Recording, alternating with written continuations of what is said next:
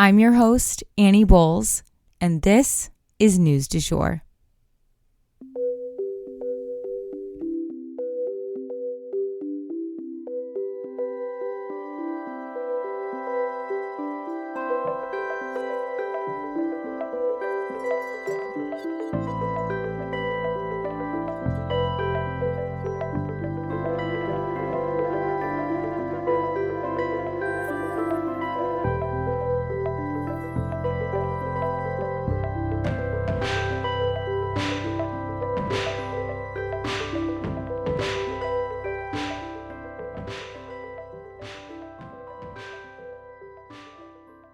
Hey, you guys, and welcome back to the News du Jour, a calmer space to consume the news.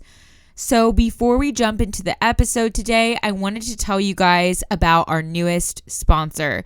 So you guys know, with a chronic illness affecting my stomach, I rely quite a bit on smoothies. If you follow me on social media, you know I am just a smoothie person. I have been for years. And I wanted to tell you guys about our newest partner, BlendJet 2. So BlendJet 2 is a portable smoothie where you can blend up a smoothie at work or a protein shake at the gym or even a margarita on the beach. Ideal. It is small enough to fit into a cup holder, but powerful enough to blast through tough ingredients like ice and frozen fruit with ease. BlendJet 2 is whisper quiet, so you can make your morning smoothie without waking up the whole house. Again, ideal, especially for us moms. And it lasts for 15 plus blends and recharges quickly via USB-C. Best of all, BlendJet 2 cleans itself. Just use water and a bit of soap and blend it up and you're good to go. With over 30 colors and patterns to choose from, there is a BlendJet 2 to complement just about any style. So definitely check out BlendJet 2 and you can get your BlendJet 2 15% off with the code NEWSDUJOUR. That's our podcast name. It's NEWSDUJOUR.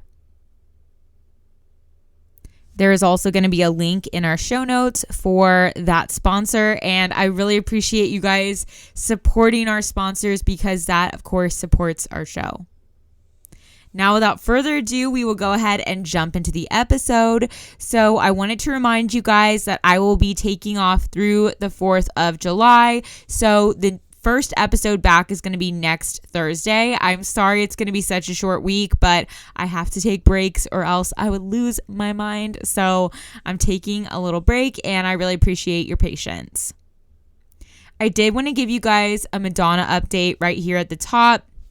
So they have announced that Madonna contracted a, quote, serious bacterial infection, end quote, but they have said that they expect a full recovery. So we are hoping that she will feel better soon, but her tour dates are still kind of up in the air. So if you're a hardcore Madonna fan and we're getting tickets or planning to attend those concerts, hang tight.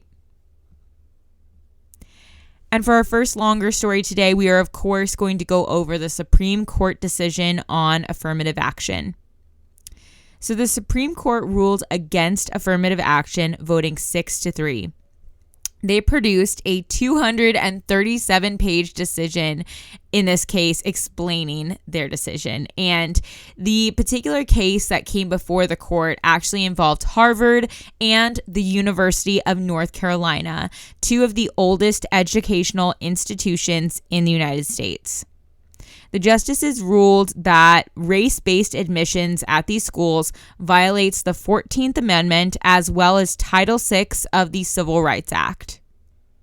Justice Jackson actually recused herself from this decision as she attended Harvard Law and actually sat on their board. So it was definitely a conflict of interest for her. So she, sat on the sidelines. However, I think she did publish a dissent anyway. So it's interesting that she was able to do that. But she put out a statement on the subject. The group of Students for Fair Admissions made the case that Harvard was actually discriminating against Asian students intentionally with a particular questionnaire that they had applicants fill out. The court's decision is met with mixed reactions. Some people obviously celebrate this decision as true fairness. Other people felt that affirmative action never really accomplished what it set out to, so it's okay that it's being removed. And lastly, a lot of people were upset. Affirmative action was meant to level the playing field. Whether it actually did or not is definitely debatable, but regardless, this is the disintegration of a policy meant to help people. And it's upsetting people who believe in affirmative action's mission.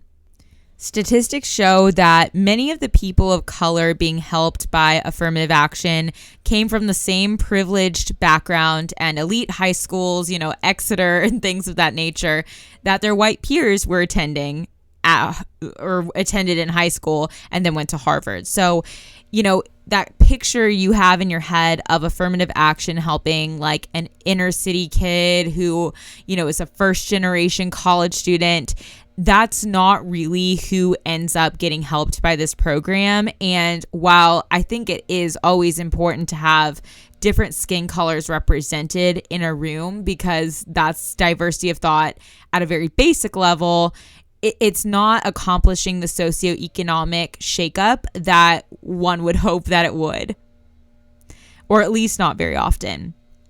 And ironically, the two Black Supreme Court justices very much disagree with one another on this subject. So Clarence Thomas and Ketanji Brown Jackson couldn't be further apart on this topic. They called each other out by name when it came to their divergent decisions yesterday. Justice Thomas wrote that affirmative action was, quote, rudderless race-based preferences designed to ensure a particular racial mix in their entering classes, end quote. But Jackson wrote back saying, quote, Justice Thomas ignites too many straw men to list or fully extinguish here. The takeaway is that those who demand that no one think about race refuse to see or much less solve the elephant in the room, that race-linked disparities continue to impede achievement of our great nation's full potential, end quote. So obviously there is a link between socioeconomics and race. But again, statistics are showing us that this isn't really, affirmative action wasn't really leveling the playing field when it came to socioeconomics combined with race. So anyway, it's definitely a frustrating and kind of roundabout conversation. It's undeniable that this issue is complex and multifaceted. But at the end of the day, affirmative action is out, and we're going to have to find new ways of mixing it up in the classroom. So next up, more than 100,000 people are in homeless shelters in New York. So New York is really struggling with record levels of homelessness right now, you guys. They have hit over 100,000 people in their shelter system. And you guys, this statistic blew my mind. Half of those are migrants, you guys. 50,000 migrants. Emergency relief centers and respite centers have had to be erected in order to house all the immigrants, and some are even being put up in hotels right now. Officials making a press statement on the subject really emphasize that they just don't have answers to this problem right now. They don't know when it might stall out or end, and they are doing everything they can to help these individuals, families, and especially children to find stability. And speaking of the East Coast, I wanted to let you guys know that 4th of July travel may be affected by the smoke. Travel for the 4th of July may be affected by these raging wildfires in Canada. Delays and cancellations are already starting at airports by the thousands. Airlines are pointing fingers at different organizations and causes, but at the end of the day, this is climate related, you guys. That's where the buck stops. Organizations like the FAA, they're the ones making the call, but they are responsible for keeping us safe. And you know what? better safe than sorry.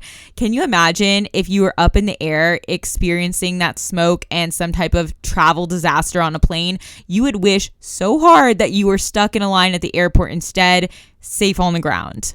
It's not fun, but air traffic is going to be highly affected by the climate crisis, which is ironic because travel on planes plays a huge part in causing the climate crisis as well. It's very cyclical there. Anywho, I know this is a short episode, but just wanted to wrap up with that little warning about delays and things like that. And it was just a slow news week, and hopefully it will stay that way through the holiday week. I will see you guys next Thursday, or rather, I will be talking to you guys next Thursday. And that for today is the news du jour. Are there really that many leaves to be blowing right now? It's the middle of the summer. What are you blowing? Oh my God. The woes of a home studio. Today, I wanted to leave you guys with the quote, "Each person deserves a day away in which no problems are confronted, no solutions are searched for. Each of us needs to withdraw from the cares which will not withdraw from us."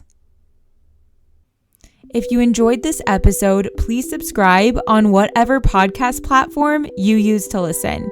A rate and review or shout out on social media would mean the world to us and help us be able to keep creating the news du jour.